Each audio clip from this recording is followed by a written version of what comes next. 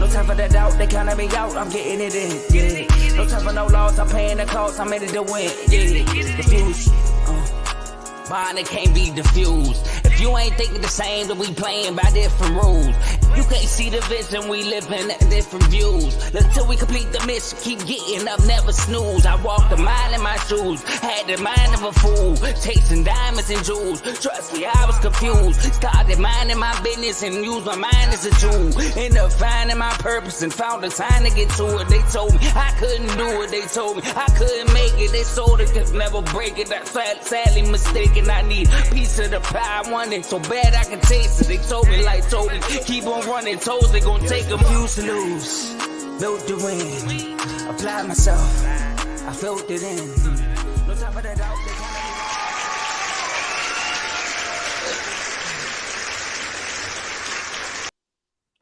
Welcome back to another episode of In the Red Corner. As you can see, we have a special guest with us today, but we also have two special guests with us today, Ty, because you know we started this running joke a few episodes ago with Mojo Promotions, but we seem like we got Ricky Management because he was backstage telling us everything that we got to talk about with our special guest today. You know, I want to say, how y'all brothers doing, man? I'm good. I'm doing good, man. Let's talk boxing. There we go. And like y'all know, In the Red Corner, my brothers keep the intros very short and sweet. So we're going to get right into it. We're going to start off by saying, man, welcome to the episode, Mo.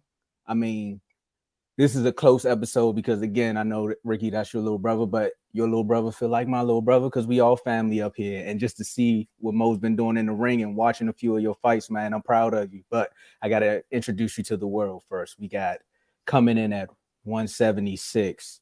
You know, he's in the amateur elite class. We got amateur boxer Moe Payne with us today. The crowd. And we're going to start it off. How you feeling, Mo? How you doing today, man? I'm doing good, man. I can't complain, man, at all. I'm glad to be here. Okay. Look, just like everybody on the panel, straight to it. Well, let's get right into it, man. We starting this thing off. We doing 12 rounds with Moe Payne. And for all the immature people in the back, you can leave right now. First question, man. We're gonna start it off just like this, man. What made you want to pursue boxing? So you know, well, some people know, like, well, people that don't know, I came from boxing background. Like my father and my uncle used to box back in the day, and my grandfather as well.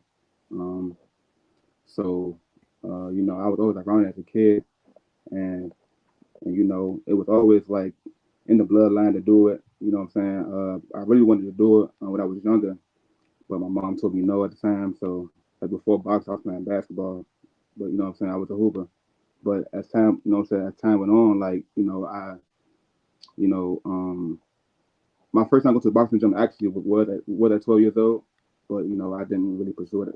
I didn't do it at the time. So like later on, like in life, I was going to the gym, just get in shape. And, you know what I'm saying. And after that, I just fell out with the sport, and you know what I'm saying. And I wanted to go ahead and pursue boxing. Okay, but so what class you in now, and also will you compete at that weight class when you go pro one day? Right if now, you decide to go pro one day. Well, as an amateur right now, like I'm fighting at 176 though. I mean, I feel like I probably can come down to 65. I mean, I never know till I try. So, but you know, but that's where I'm at right now.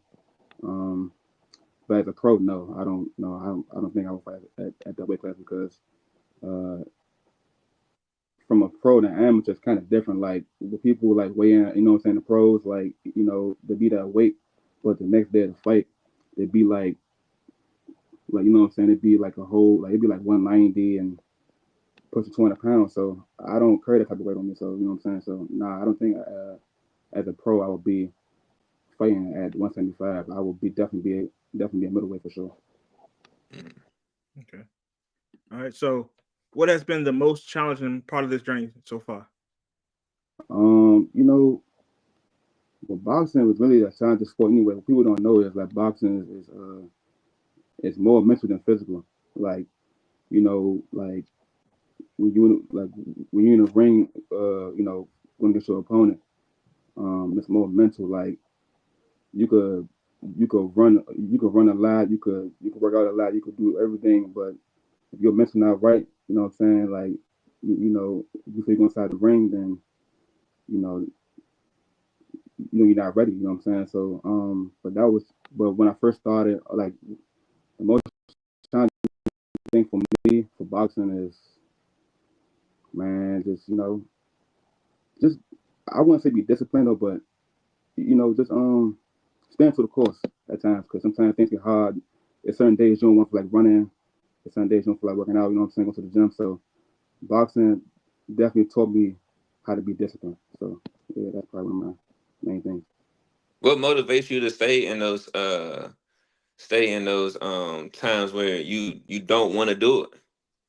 Like Because what do you have something else that's pushing you to continue to go ahead and keep running those miles when you don't want to do it? Because it's easy to not do it for you.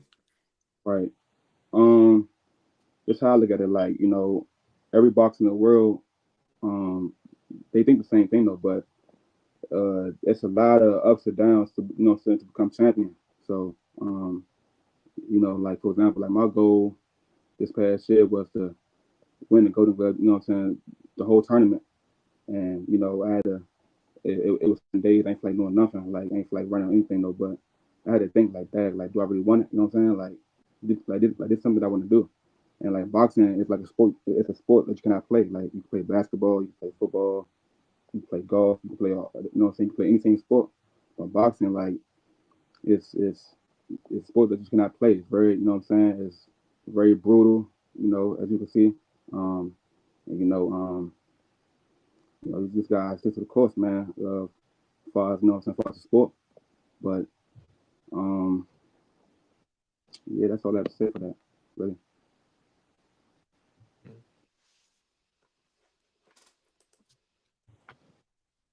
Oh, your your mic. You saying something? They try to take me out. So I was saying, you said something about the sweet science of boxing and how it helped you stay. I mean, of course, you gotta stay mentally focused, and you always gotta be prepared.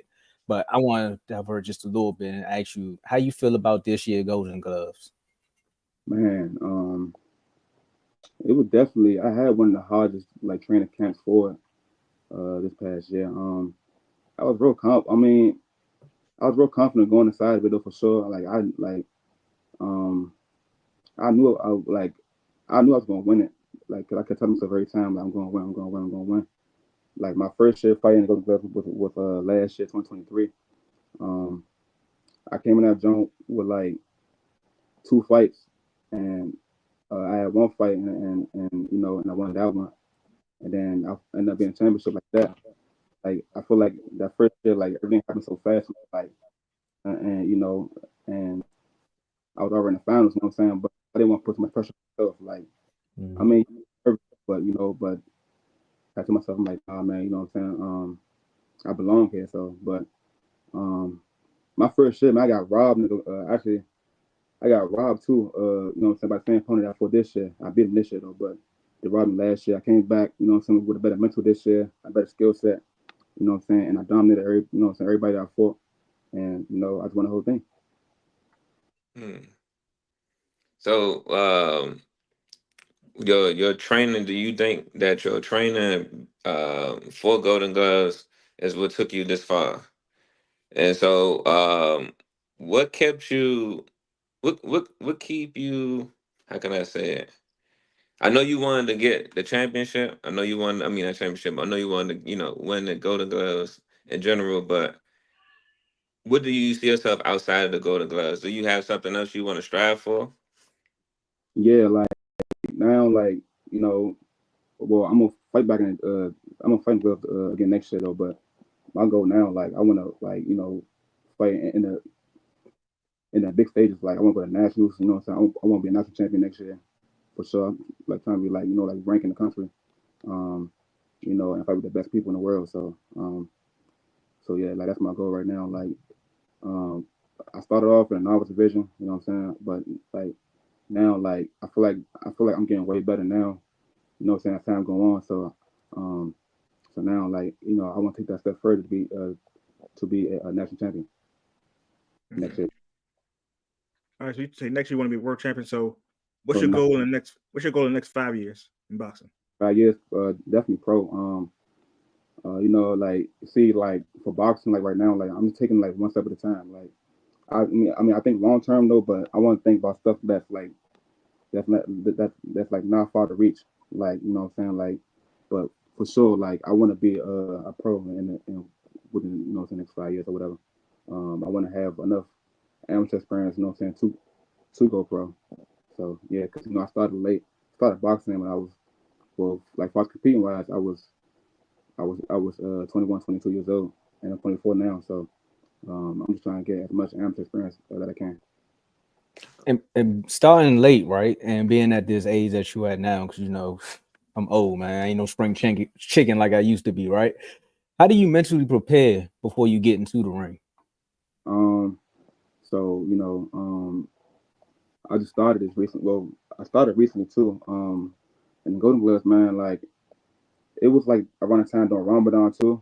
So I'm saying, so I will like before the fight, I'll probably get a little nervous though, but not too much though. I will listen to the Quran before the fight, and it'll like calm me down. Like you know, I'll be way more relaxed. I'll be ready to go. You know what I'm saying? So you know, and by me doing that, man, you know, I just got you know to trust Allah. You know, to my believer. I mean, my God, and you know what I'm saying. And I just, you know, I just go in and have faith. Hey, that's what's up. That's what's up. Rick. So you know, you love the sport and you've been going through the ups and downs of it. What is what's something about the sport you strongly like and you strongly dislike? That's a good question. That's actually a good one. In boxing, man, like I strongly like, you know, like I love the training, like I love everything about it, like you know what I'm saying, like I love preparing for stuff, but like the thing I like that irks my nerve the most sometimes is making weight. Like it's just annoying, but at times, but like you You hate can't, skipping meals. you can't even like. There's certain days, bro. Like you know, you got a fight coming up, bro. Like certain things will test you. You think I'm saying? Like you could, you could be in, like you could be in camp right now, and you want some, you want something from McDonald's, or so you want to eat good. Like you know what I'm saying? Like, but like making weight, like it just sometimes be irritating because it be close to fight, like it be close to like fight time, and it's like, dang, I gotta keep on cutting weight just to make weight for that fight. Like, but like you know what I'm saying? Like, I would make weight. You can eat all you want to eat, man. You could, you know what I'm saying? You can eat all you want. So it just, you know, that's the main thing for me is to make weight part. Oh, no chicken Big Macs, huh? Yeah, Nah, no. I'm about to say a good steak. He talking about a chicken Big Mac, man. Chicken Ricky. Big. He said McDonald's. That's his. You can tell that's his food craving when it's time. my spot. I just gave an example, like you know. So yeah, that's what came in my mind. Okay, All right. okay. Who is your biggest inspiration in the sport? My biggest inspiration of the sport. I see my father, man. Like you know, my father was one of the best amateurs to come out of like this area. So just to hear his story and you know and his motivation for the sport and like what he did, man, like it just gave me a whole different drive. You know what I'm saying? Even even when I was playing basketball, like or you know what I was playing, like he would tell me how you know what I'm saying how he used to do things when he was boxing, how he used to run and how he used to like go outside and you know and how he used to like you know what I'm saying like stay stay to the course and stay disciplined. So he the main reason why you know what I'm saying that I have the drive I have now. And yeah, that's where I got it from him. What move that your father taught you that stick with you now in the gym? I mean, I wouldn't say a move, but um, I like only thing that I stole from him was you know like this is defense you do, man. Like it's not a Philly shell. It's kind of like it, but it's not like when he like turns shoulder over to like to make a punch miss. I be doing that 12 all the time too. And also he told me to I mean, he ain't teach us nothing. I mean, he showed me something basic. That was a 1-2-3, and to this day, that punch still works. Like the combo still work for me, so I can't complain about it. Would you say that's one of your favorite combinations? Mm, well, yeah. I mean, yeah, it's one of them. But man, if people know me, like, man, the 1-2 be working for me every time. Like, it's easy set up. It's real basic, not too much. So so it's easy to land the backhand. So that's just my opinion. See, Berlaga should have listened. You see what I'm saying? See, they done took Ricky out next, but we'll get Ricky back up here. See, Berlaga should have listened, man, because they was telling him to do the same thing when he was like do the 1-2, 1-2. His corner kept saying he was like, but I can't touch him. I was like, Canelo's not moving. Yeah, But yeah, no, go. I agree. I feel like you gotta see your corner. You gotta trust your coaches, man. Even when when you think things are going right, just trust them. Just try it. You never know. You never know it'll work. Like, you never know that it'll work until you try. So you gotta see your corner. That's for sure. In boxing, for sure. Look at your coaches, your corner. You gotta just be a student of the game. You gotta listen. That's one big thing about boxing, because it's like a sport. Once again, like a sport you can't play, man. You'll go in that joint, get your head knocked off for real. So you got to go ahead and you got to listen. There we go. See, I was gonna ask you like, what are you currently working on? But you kind of answered that a little bit when Ricky asked you what's your favorite move. So is there something that you want to? Well, no, I can still ask you that. Is there something that Yeah. you're currently working on, or is there something that you want to perfect? Um, right now, no. Um, I mean, I work on different stuff though, but right now, no. I feel like I'm not trying to add different stuff to my bag, like for not just like punches though. Like it could be a defense. You know what I'm saying? It could be different things like footwork, like So I'm still like adjusting to things right now. So I don't have an answer for that right now. Mm. Okay. Okay. Uh, all right. So, what's your top 3 fights that live in your head, rent free? The top 3 fights in my fights or like overall. Overall, like the top 3 fights Um, that just live in your head that you can never forget. okay, one of the fights for sure is Tommy Hearns and Marvin Hagler. That joint live real free forever. Like that was Mm, one of the best fights I've ever seen ever, and they was that's a scrumming. good fight. Another fight that live rent free in my head right now is Hearns and Hagler. Um, Also, I like the fight when Ray fought Roberto Duran. That live rent free to my head too. That was a good fight too. Also, he made him Which quit. one? That was 2 or for 1? 2. Yeah, too. Yeah, that was a good fight. And I'm not gonna lie, like this might be kind of surprising, but Bivol and Beterbiev. That fight, man, like yeah, I could watch that fight again, like right now. Like very Uh-oh. very good boxing, man. Like man, that was a good fight. So yeah, so like that's all I have right now. Well, we're gonna discuss that fight later in the show. So stay in tune with us. So, what is your top Mount Rushmore of all time? Mm, of course, I'm gonna throw Ray in there, Ray Leonard in there. Uh, I like um I like Ray Leonard. I'm gonna throw Hearns in there also. I'm gonna go with uh I would go, but see, I'm gonna go with Pretty Boy Floyd though. I'm not going. I like Pretty Boy better. Um, who else? Let me throw. I'm gonna throw Roy Jones in there too. Okay, so I'll make it a little harder. I'll make it a little harder. You got those 4, and if those 4 was the fight, everybody was fighting each other. Who you picking to win? I don't. I mean, so I said Roy Jones, and I said Hearns, and man, hey, that's kind of hard to answer, man, because it's weight class for a reason. That's So true. that's kind of really But that's kind of. if there was an all out brawl and no weight class, who you picking? You said a brawl though, right?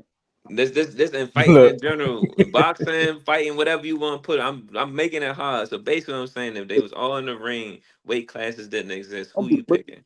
if I'm taking boxing wise, man, I'm going with Ray. I'm going with Ray. Sugar Lemon. Hmm. And a brawl. Nah, actually, nah. You know what? It might sound crazy. I'm gonna take over Roy Jones and some and replace him with Ray Robinson. Now he could brawl, so I'm choose Ray Robinson for a brawl for that one, in my opinion. now I wanted to shoot you some bail, but you actually answered that question because your brother know we don't do exhibitions on here. He talking about some brawl. No, we talk boxing on here. Hey, We know some this brawl. it's there. Look, you ain't see Tim try to make a brawl last night and lost. Tried, yeah. Tried to make broth, but we gonna ask the next question. I think no. I wanted to piggyback off something. You said we asked what are the top 3 fights that live rent free in your head, and you said my fights. What 3 fights that you fought that live rent free in your head? Oh man, that's And easy. why? Um, the Told you fight he the manager. was my first Golden Glove fight. That was last year, and people don't know is that I fought my first Golden Glove fight in front of Ray Leonard. Like he was sitting right there by the judge and all that, like sitting right there looking. And that's something I'll never forget. And the dude, I fought some Spanish dude, man. I won every single round. Like I was dominating. I was a little nervous though, but I got the job done. That fight right there, and also another fight that live rent free in my head is like last year, last championship fight. Everybody thought I won the fight last year in the championship, but I got robbed for that one. So that live rent free man for a long time, especially like the whole 2023. Like I was like, cause I ain't, I was I was new to like competing wise in boxing, so that job like rubbed me the wrong way. So like that whole year, I just like just kept grinding, getting better, just trusting the process. And then the next following year, man, I just I was like, man, I'm gonna go in there next year and dominate and win the whole thing. And hey, with that, I still not everything that I said, and I did it. There we go. All right. My last question. All right. Name your top 3 boxing movies in order. That I'm gonna go. I go. I go with the. I like the second Rocky. Rocky. The second John Cool. I like that one. Um, but I didn't really grow up with Rocky for real. But that one I did see. That was actually good. I like Creed. Uh, I like the first one was good. I like the storyline in that one. And I like mm,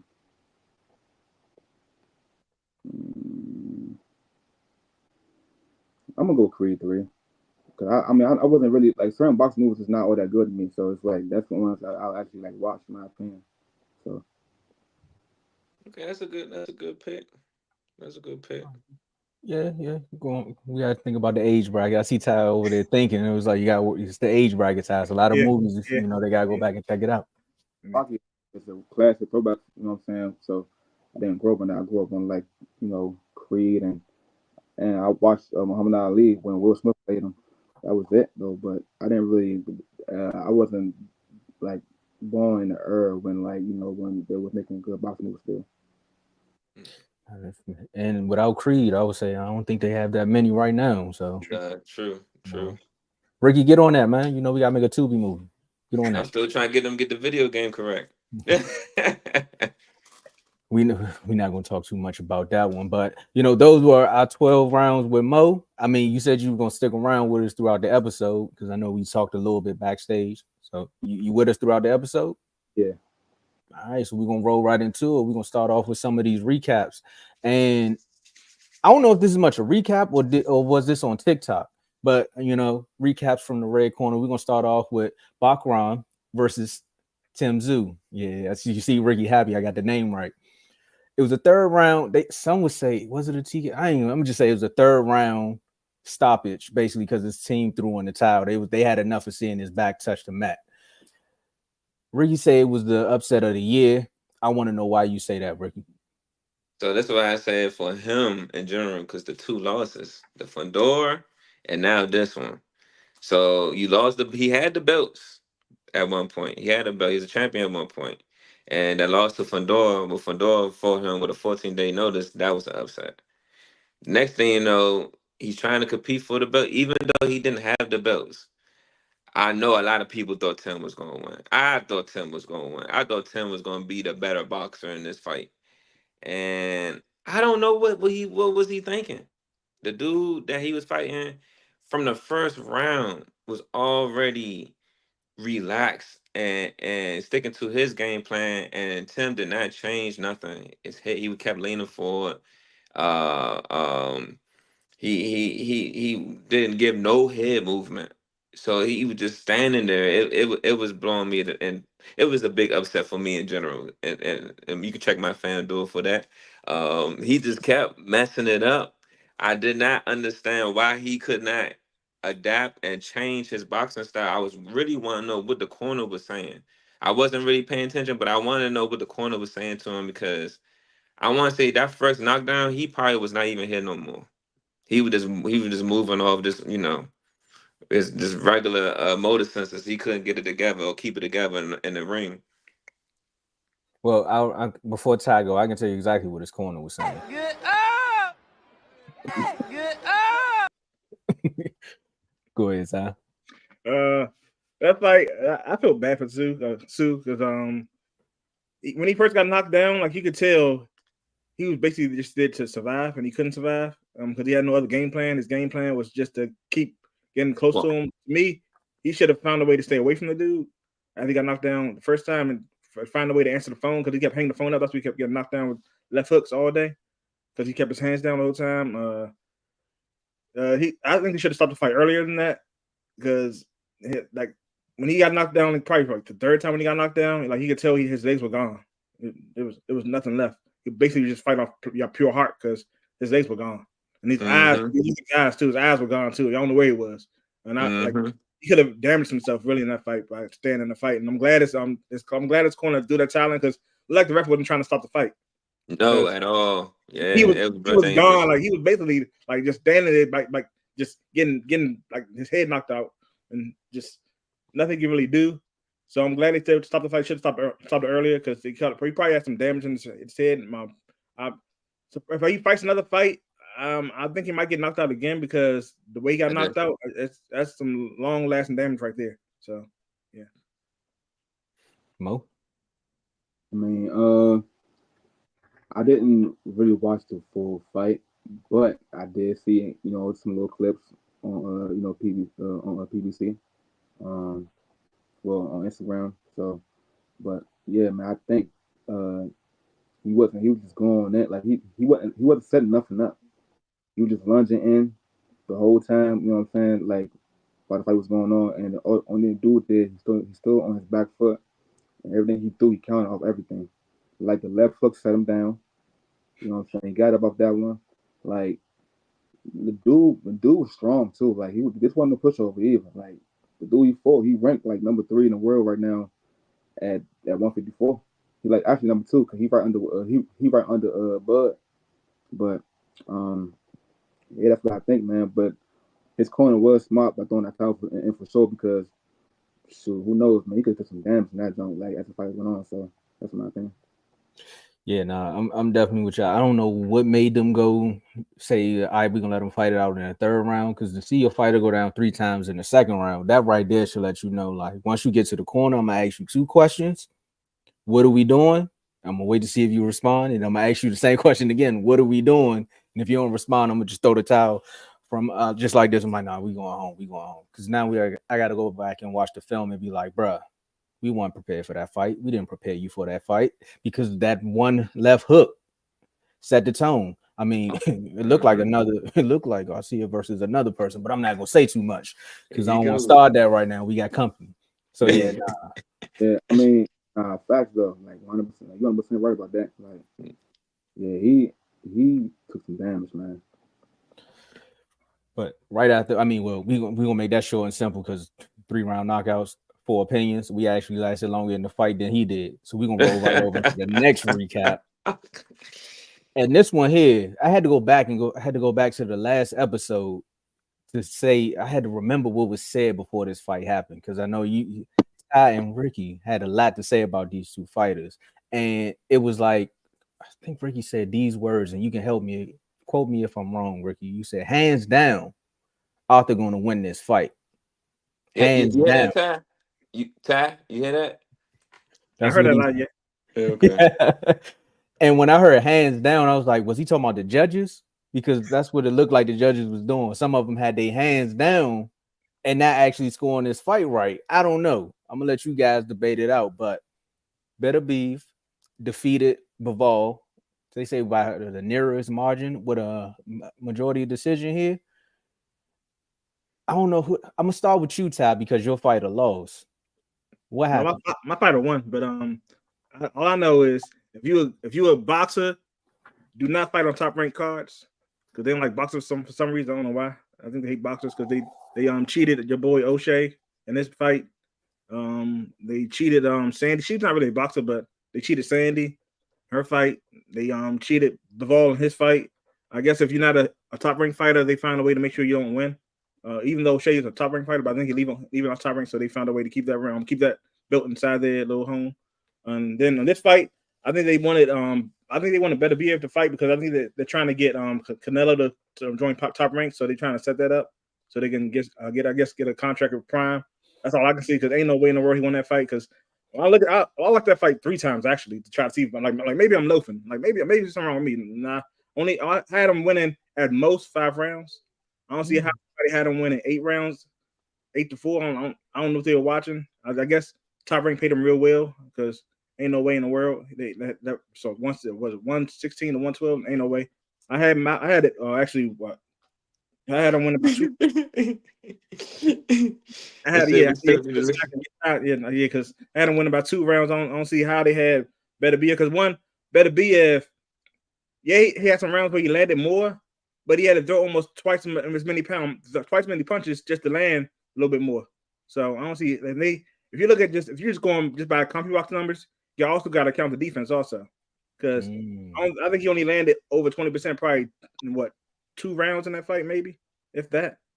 So I don't see how they haven't won that fight. And somebody having winning 116, 112. Now they loafing.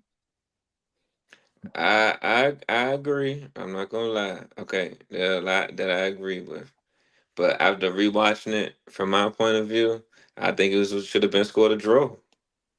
I think it'd been scored a draw because I was so in tune to Bivol. Bivol, hands down, Bivol had the greatest game plan in boxing I have seen this year. He had that his performance hands down earned my respect. I'm not gonna lie to you. And he made Beterbiev turn into a boxer. Normally Beterbiev, he's like, he just very vicious. But this time he was able to display his boxing, and you can tell that Bivol was touching him because he didn't want to. He was giving him too much respect in the ring. He wasn't letting his hands go. He was worried about defending because Bivol was not giving Beterbiev no opportunity to counter or nothing. Every time Beterbiev threw one punch, there was 5 coming and opening up Beterbiev guard. Hands down giving Bivol, but Beterbiev, I want to say starting like end of 5, early 6, he started getting in rhythm. All the later rounds, if you go back and watch the fights, watch how Beterbiev is punching through the guard and landing. That was ridiculous. Like literally watching in slow mo. Anybody that's watching that love that fight, go back and watch that. He is literally beating them through the guard. And that's hard to do in this sport, especially the padded gloves and everything. But he's really beating them through the guard. I just would have preferred. I think he would have done a lot better as far as winning for Beterbiev if he would have did more body work. I was surprised he didn't do no body work against Bivol, but I think it was also Bivol's game plan that was throwing him off. Hands down, at initial thought, I was like, Bivol is up 2 rounds.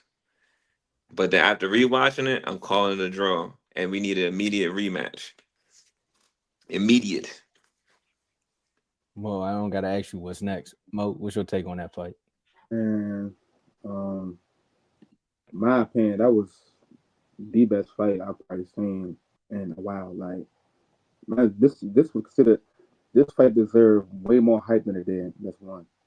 This was a super fight. This was two of the best light heavyweights in the world going against each other, and that's what boxing needs. Like need today. I feel like Bivol had a great game plan, boxing good.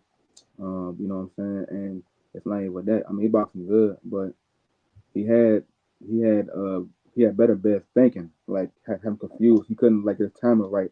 Cause every time Better try to walk him down, Bivol already like some stuff ahead, and he you know what I'm saying he go the opposite way, and just boxing good, man. And I feel like and also man, people got to respect Bivol because he stood in there with Beterbiev exchanging as well too. And Beterbiev is the most, well, not most, but the biggest puncher in today's boxing. Like, you know what I'm saying? When they fought, he had 100% knockout ratio. Mm-hmm. And Bivol, and you know, and by me looking at the record, I knew Bivol had power, but he lacks power compared to Beterbiev because the record, cause he only got like 12, 13 knockouts. Mm-hmm. You know what I'm saying? But he adjusted really well, and I thought Bivol won, but as I'm looking now, it could have been a draw either way. Like it could have been a draw in my opinion. Um, they definitely got running back for sure, without a doubt. But it was close though. But I didn't agree. I did not agree. It being I think it was like 112 to 116. Oh, Yeah, the yeah. 4 point difference. Yeah. I don't know where 4 rounds that what 4 rounds he came from Better Bev though, but it is what it is though. But Bivol, he definitely. I mean, he has my respect now. I think he beat Canelo, but I'm a fan now. Like he got my respect all the way because that was a hell of a fight. Now I can tell you this because I went through, I did some research on it because I looked at that fight and I was like, yeah, he definitely had a slow start. Arthur did, but he definitely found a way to pick it back up. When I seen the 116 to 112, I said, wait, I gotta go find the judges because I gotta go see which judge did this. So shout out to Google because I did my Googles. I can't pronounce his name, but it's Powell. I can't pronounce your last name, but he was the one that did the 116 to 112. And the reason he said behind that is he said better be recovered from a slow start to win every round from the 3rd to the 7th, then finish strongly by claiming the 10th, 11th, and 12th. Ho. He said from 3rd to 7th. Crazy. He said every round from 3rd to the 7th Nah. and finish strongly by claiming the 10th, 11th, and 12th round. 10th, 11th, and 12th. Yes, guaranteed, hands down. Not no 3 to 7. Hey, those I meant that. Look, I said it on air, Ty. I said not 3 to 7, Ty. But hold, Ty. Let me ask this. I got to pick with Ty. So Ty, does Better Bid performance change your mind about him in general? Because he kind of did. Bivol did bring something out of him that we normally never get a chance to see. Because these fights don't go this far with him. No, I told you 2 fights ago when Beterbiev fought that they showed me something because I've never really seen him box before until like 2 fights ago when he started showing some But jabs. definitely this one, you gotta admit, this one, he brought out some little sneaky little tricks out the closet on this fight. This one, not really. But Oh, I don't know if you caught it, but did you catch him and he was stepping on his foot to keep yeah, him in place? I saw that. And, Yeah, I and saw that. But then Bivol did the same thing to them. Yeah. yeah, but that's when Bivol was getting mad. It was like, man, you gonna do that? We gonna stand right here then. You gonna get up off me. You gonna get off these feet, messing up my corns. No, but then Beterbiev, he like if you saw Bivol's hand, like that the boy got some power when you see Bivol's Bivol right hand. Oh was yeah, slow. the guard hand, yes. Yeah, that thing was That's what slow. made me look. That's what made me go back to watch the fight when I seen that interview and he was talking about his guard hand. I went back and watched, and I'm looking in slow mo. He is punching through the guard, like literally, like flush through the guard. And these not extended. These are all short. These are all shorts, and it's getting there. And then one thing I see a lot of fighters fall victim to with Beterbiev is when they move from him, he normally catches them because for some reason he has a good angle with both his hands. So Bivol footwork for a light heavyweight, Yeah. chef kisses, man. Goodness gracious, the footwork was phenomenal. Man, my brother said the other day it was poetry in motion. That dude right there, I'm not gonna lie. Fight of the year. If someone want to know the definition of boxing and they new to it, definitely rewatch that fight. That fight right there was a chess match, hands Hands down, down. I knew hands down. They're way more hype, man. I'm telling you, like, you know, and man, I commend both boxers though, but you know, even people saying like I watched it. I watched the interview the other day. I don't know who it was. But it was some fighter. He sparred a Beterbiev. He said, man, he hit so hard, man. He felt, man, he hit him in I think like it was like a body shot or something like that. He said, man, he said that he felt it from his body to his foot for a whole week. That's crazy. That's crazy. Like, man, he can crack. Like, it was hard for him to even find sparring partners, man. So you know, Yeah, he's strong. And then the crazy thing about the age too. So that's a good question to ask to everybody, man. I think bring it up a couple episodes again, but Mo, you can time in on this. But does it matter what age you start boxing? in my opinion, no. Um, Once again, I'm To 24 right start, Hmm? now. you said Well, start. Oh, Yeah, I said start because you know Better Biv start in between in his like. between. Can you hear me? Can it. I everyone can hear hear me? you. Yeah, I can hear you. yeah, Yeah, here now. better, Yeah. Okay. better, No, I said start because you know Beterbiev is a late bloomer. Well, I'm not sure he a late bloomer to the sport, but professionally here of us knowing him, he late bloomer on his record. He and probably started yeah. late early 30s, mid 30s to where Nah, he he's at started now. boxing. Nah, he had his first. I seen he had his pro debut when he was 28, and from there he pursued his pro career. But he was an amateur for a long time. People don't know he fought in the Olympics. He fought Usyk in the I think yeah in the Olympics. And before that, he was a. What people don't know, he was a heavyweight in the amateurs. He came down and fought like.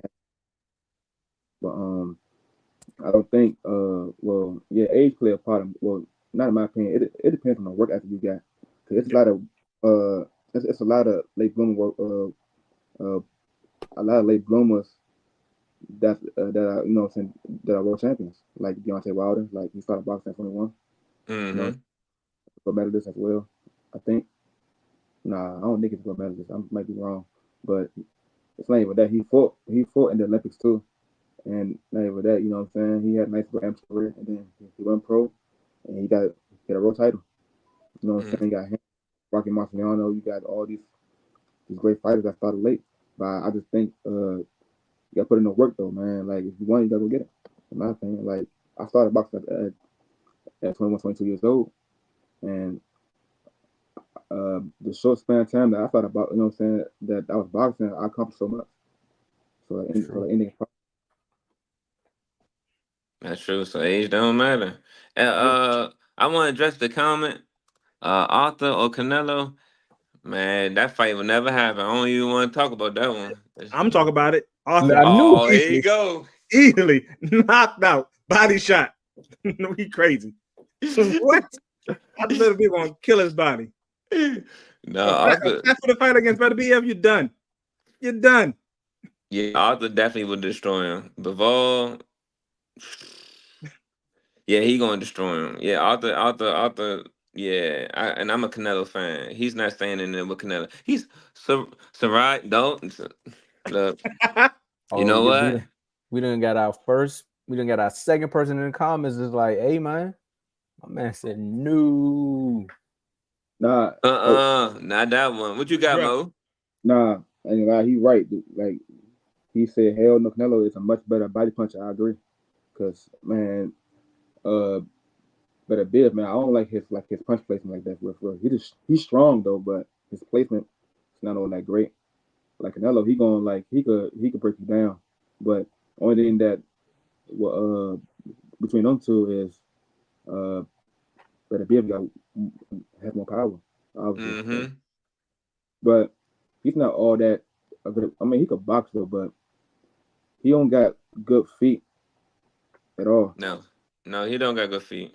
But But he has other weapons to replace it. but he could close the distance though. You know what I'm saying? But his focus is not all that great. But you don't need close to playing. You're fighting Canelo. He's flat-footed. That's an easy fight for him. Plus, all Canelo gonna do is have his high guard. He gonna kill his arms. You see what he just did to the ball through the guard. He's definitely gonna have some head knockers coming through the guard. I can see that. That probably be Canelo's first knockout. You gotta respect Canelo, man. He got a hell of a resume, man. He fought like Triple G was a bad dude too. So yeah, I give it that. But then we talking about a whole nother weight class, and like we said in the beginning, there's weight classes for a reason. Okay, he went up a weight class. He only got 2 fights at 75. He fought, and he fought Kogan. Fought, That's it. Top of K. That's 2. Yeah. So what? Like right now, boxing or of all time? He said this. No, I'm gonna answer that now. He have the best head movement? He's up there, yes, but no. Currently, I'm gonna give him no. He's up there though. So, he might. Like today, he probably do got it. I ain't gonna lie. The best head movement? Probably do. You wouldn't give it to a Shakur? Shakur, his defense is not all like. I mean, he got. Man, I can't. I got some stuff. Oh, look, you thinking now? He could. Shakur could like make you miss, but like he more technical, but he could. Can't explain that, man. Like he like Floyd. In a way, yeah, like Floyd make you like miss off of like this, you know what I'm saying? Lower sluts, but like head movement, yeah, exactly. He takes small step back, so now you do. But like Canelo, Shakur was standing right in front of you. He don't hit you take a step back. He moves his head. What? But like Canelo here, like he picks up like he'll move his head and stuff. You know what I'm saying? He got good defense, but. I think the best head move of all time. So Ryan starting you starting all the. I like this though. I like this. If you starting everything now, oh my goodness, like my burner account or something, man. Go ahead, do your thing.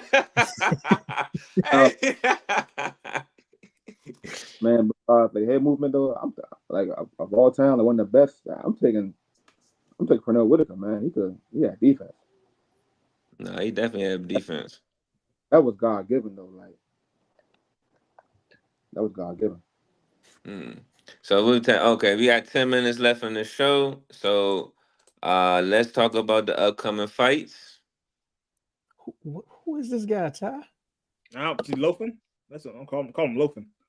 No, I'm talking about this man looking at the time. Look at him. Go ahead, do your thing, Rick. Up and coming fights, man. Take it away. Up and coming fights. So the first fight, we had first 2 fights will be before our next episode. So October 26th in Manchester, England. On the zone, we have Jack Calderell. I think I'll be butchering his last name. Versus Regis Prograis. 12-round junior welterweights. Who wins? Who gets defeated? For me, I'm going with Regis. Mo? I didn't really tune into them. I mean, I know who Regis is, but I don't know his opponent. I didn't really type in that for him, so I'm taking a pass on this one. All right, Ty. I'm going Catterall. I don't trust Regis. I don't trust Regis after what Devin did, so I'm going with Jack. Yeah, go ahead, take Jack. Jack, don't bet no money on him. I ain't betting on none of these fights. I only bet on one boxer, and we're gonna talk about him in a second. Okay. Next fight, November 2nd in Verona, New York, ESPN Plus title fight. The rematch, what we all been waiting for. Robson versus Oshaki Foster, 12 rounds for Robson's WBC junior lightweight title that he didn't earn. You didn't. He didn't. He did not deserve that. They definitely robbed Oshaki, and everybody say it with me in unison. Oshaki. Oshaki. Oshaki.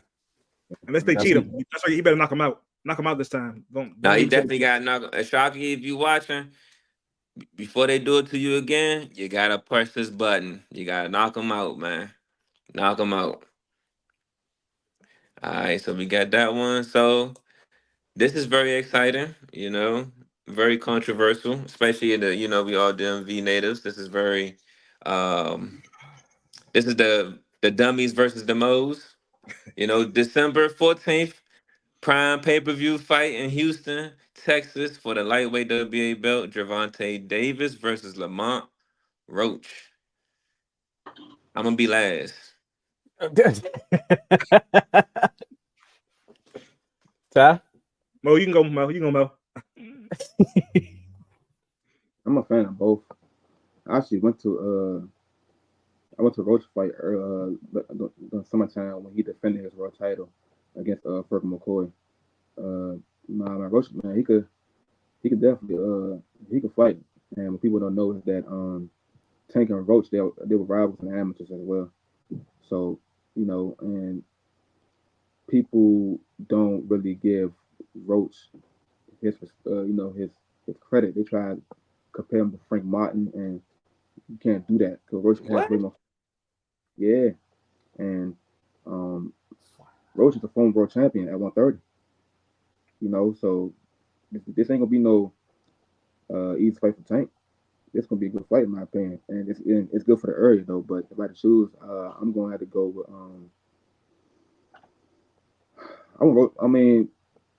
I'm a Tank fan, but I'm gonna go with the home team, so I'm going with Roach. You see it, Soraya?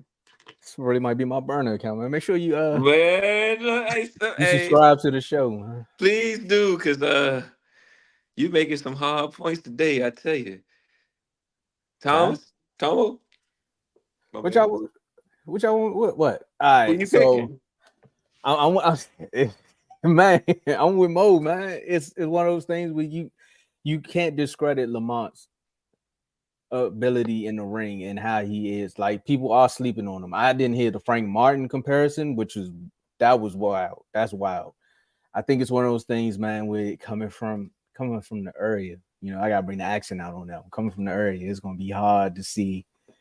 You know what? I'm gonna just say it like this, man. It's a win-win for Lamont. Even if he does win, he gonna show everybody what he gonna prove a lot of people wrong. And if he loses, look at what his career gonna do. Because what was it? Was it Pitbull that lost when he lost to Tank? Look what his career did. If all you got to do is at least get Tank past 8 rounds, and it's just gonna look like, all right, let's get this man his just due.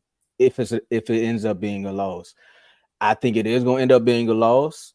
I think this is gonna be one of them fights that Tank can't take lightly, though. You can't go in there playing around. Like, you could take I could see how he took the Frank fight lightly, because he like, you did all that in the sparring session, but I know what I'm gonna do when we get in that ring. This is gonna be different because there's a lot riding on this one.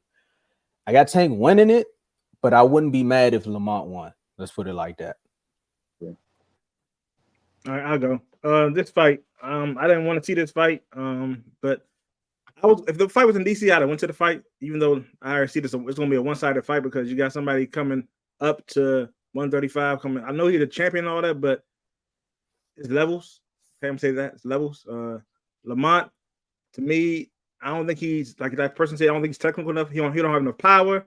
He's not technical enough to beat Gervonta. He's not strong enough to beat Gervonta. He's a DMV fighter, but he has no chance in this fight, honestly. I was hoping that Gervonta would choose somebody else to fight instead of fighting him. Fight somebody at 135, because there's plenty enough fighters still in 135 he could have fought, like De Los Santos, like I've been saying. But that, to me, that would have been a better look fighting De Los Santos, because at least some people say that De Los Santos beat Shakur even though he didn't win. Some people say he should have won that fight, but even though he didn't. But then if you look at Lamont lost to somebody that Shakur basically stopped. So, and then he basically got knocked down by the guy also that Shakur stopped. So to me, him beating Lamont is not a good look for Gervonta. The only thing he's gonna say is he beat a world champion. That's all he can say after he beats him. But other than that, it's not gonna be a real good look because he has somebody coming up, a smaller fighter coming up to fight him. I hope Lamont wins because he's from the DMV, but I don't see it happen. I don't see no way. I can't see no way of him winning that fight unless he like completely changes something. I don't see it. I don't see it happen. I don't see it's possible. Yeah, so fan of Lamont as well. I wish he would have had an introduction fight at 135 instead of fighting an elite fighter. Coming in at professional fighter at 135. I know he's not no slouch, but I'm I, I'm not trying to say I'm counting him out. But Tank is a different monster. I would prefer. I would rather see him fight De Los Santos, like Ty was saying. I would prefer him to fight. I would like to see him fight Dennis and try to unify the belt or something before fighting Lamont. So I'm not discrediting Lamont, and no matter where it goes, it's still a win-win for Lamont, and I still will remain a fan. But as of right now, I gotta go with Tank. And But one I more thing, mean, Lamont, get that money. I don't blame you though. Yeah, No, no, no, that's why I said it's a definitely, win-win. yeah, definitely. But please, please, take him to 12. Take him to whatever you do. Take him to 12 because we need yeah, something to stand on over here. We need all that credit we can get. I feel like y'all gonna. I feel like man, people going like. I feel like Roach gonna shock a lot of people though. Like people just he got he definitely the underdog for sure. He got all the odds against him.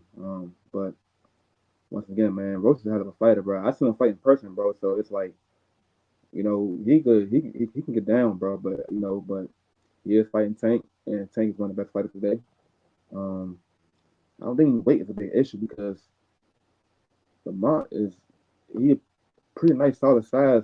When he fought at 130, I don't think 35 can be a big problem for him at all. That's just my opinion. Mm. But But we gotta see you when know, that how that power translate because we haven't seen it yet. That's the thing. Will the power translate? Even though he's going up, we still haven't seen it yet. So there's another thing that pushes my judgment, well, probably a lot of us, is the unknown. That's the unknown area. We haven't seen him yet at this Mhm. weight class. yeah, but we gonna see.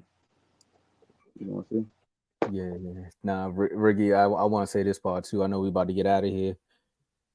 That might be a bad look for Tank if this will go 12, based That's why I upon the wanted to go unknown. 12.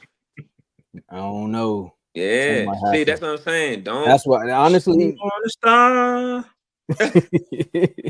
only reason I'm saying is that might, nah, that might be a bad look, Tank. You go 12 with somebody that a lot of people, like, you got to be an actual boxing fan or in the boxing realm to know about Lamont. And you give a fighter like this that type of stage and they go Mm-hmm. 12, a lot of people gonna start looking at you a different way. Like, of course, Lamont gonna go through the roof. But a lot of Yeah, people gonna start looking at Tank and being like, we was already saying you picking and choosing your fighters. Man. And now you got one that you pick and chose, and I don't know. It might be a way Man, for look. Shakur to get his hand, huh? Don't go to 12 and don't get a knockdown. You get a knockdown, yeah. He get a oh, knockdown. Yeah, Lamont going through the roof. if he get knocked down by Lamont, bruh. Yeah, nah, that's Calvin gonna have to go live after the fight. Yeah, but these are all things. Like I said, this is the unknown area. This is kind of the risky business. Also, put somebody up. You don't know because we don't know what he walk around with. You know what I'm saying? His walk around weight is and who he spars in this and the third. He probably did 130 just because 135 might be his class, but we don't know yet. Well, we gonna see, man. When you say December 14th, December 14th Amazon in Mhm. Prime. Houston. There we go. So everybody that's going, man, y'all make sure y'all send us some photos back. And we'll be here to do in the red corner. But before we get out of here, Mo, tell us, shout out to Jim, your next fight, where the people can find you. Just let us know. Um, yeah, man. Shout out to Dimes, my boxing gym. Shout out to uh, shout out to my guys at Finnegan, my Finnegan family. Shout out to them. You can follow me on __ Moe Payne on Instagram, and you can look forward to me fighting again before the year. So probably around like November, December for sure. Okay. Thanks for being on the show with us, Mo. I don't know, we can hear you, but you frozen. So we're gonna say shout out to you for being on the show. We're gonna make sure we get the reels going, and we just All gonna right. end it. All right, we're gonna have you backstage, but we're gonna end it with the big three right quick. Cause I don't know why they try to do that to us. They had me on Mhm. mute earlier to try to freeze. I know what it was. Tank try to freeze us out, man. We say it's no things about Lamont. That was Tank. Fellas, man, let's get these last round of interview questions. How did you feel this episode went today, Ricky? Oh man, this episode went well. Ty. I think it went great. I think it went amazing. All right, and with that being said, man, y'all already know where to find us. We done did 12 rounds with Moe Payne. If you know another fighter, or if you are a fighter and you want to come on in the red corner, let us know, man. Hit us up. You see the name in the ticker below, and you see the reels going up almost every day. And I just gotta find a way for them to get me out. Oh, there it is. Perfect. And we out.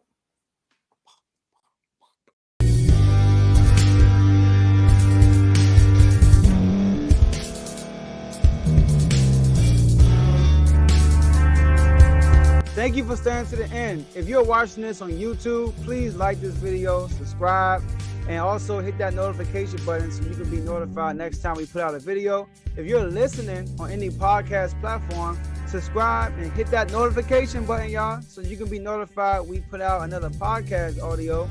And last but not least, hit that share button. No matter what you're listening to or watching it, hit that share button and send it to somebody that you know that would love to watch this episode you just listened to. So once again, thank you for staying to the end, and we'll see y'all in the next episode.